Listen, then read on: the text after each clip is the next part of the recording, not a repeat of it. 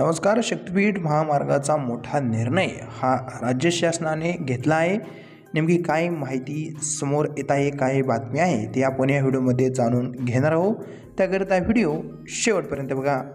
देशाच्या स्वातंत्र्य लढ्यात महत्त्वाचे ठिकाण राहिलेल्या सेवाग्राम पवनार येथून नागपूर ते गोवा या शक्तीपीठ महामार्गाची सुरुवात करण्याची घोषणा मुख्यमंत्री देवेंद्र फडणवीस यांनी सभागृहात केली आहे.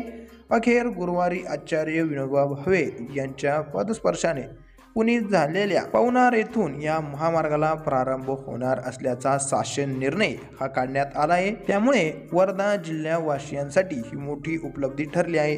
नागपूर ते गोवा हा शक्तीपीठ महामार्ग वर्धा, यवतमाळ, हिंगोली, नांदेड, परभणी, बीड, लातूर, धाराशिव, सोलापूर, कोल्हापूर, सांगली व सिंधुदुर्ग अशा टोटल 12 जिल्ह्यांमधून जाणार असून या जिल्ह्यातील एकूण 39 तालुक्यातील 370 गावांमधून हा महामार्ग जाणार आहे.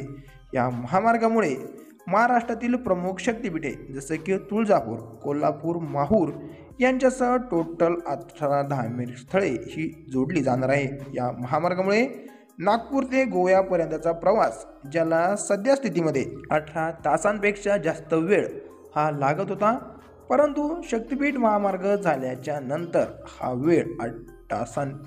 वेळ फक्त 8 तासांवरती येणे अपेक्षित आहे. म्हणूनच वर्धा जिल्ह्यातील पवनार ते सिंधुदुर्ग जिल्ह्यातील पत्रादेवीपर्यंतचा महाराष्ट्र शक्तीपीठ महामार्ग प्रकल्पी ही हाती घेण्यास सरकारने आज मान्यता दिली आहे.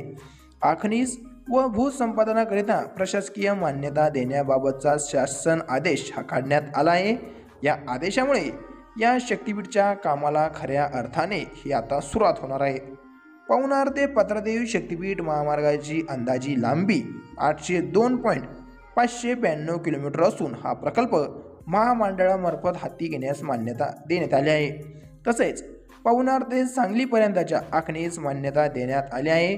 मूळ मंजूर आखणीपैकी कोल्हापूर जिल्ह्यातील शिरोळ, करवील, हातगंगले, कागल, भुरडगड, आजरा तालुक्यातील आखणीच्या महाराष्ट्र महामार्ग अधिनियम 1955च्या कलम 3 व कलम 15(2) ची अधिसूचना दिनांक 15 ऑक्टोबर 2024 रोजीच्या अधिसूचनेवै रद्द करण्यास आदेश हा नमूद करण्यात आला आहे.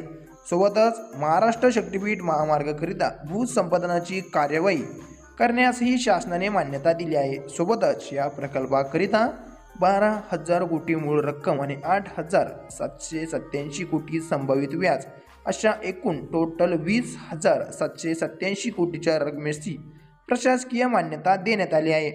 वर्धा जिल्हा हा समृद्धी महामार्गाशी जोडल्यानंतर आता शक्तीपीठ महामार्ग ही देखील या जिल्ह्यातून जात असल्याने जिल्ह्याच्या विकासाला मोठी चालना ही मिळणार आहे.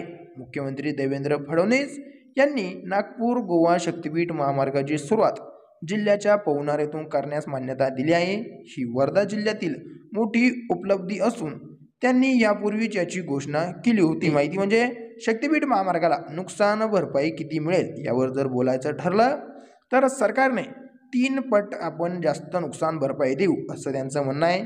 तरी शेतकऱ्यांमध्ये 4 लाख रुपये प्रति गुंठा अशी मिळावी अशी मागणी ही काही शेतकऱ्यांमधून होत आहे.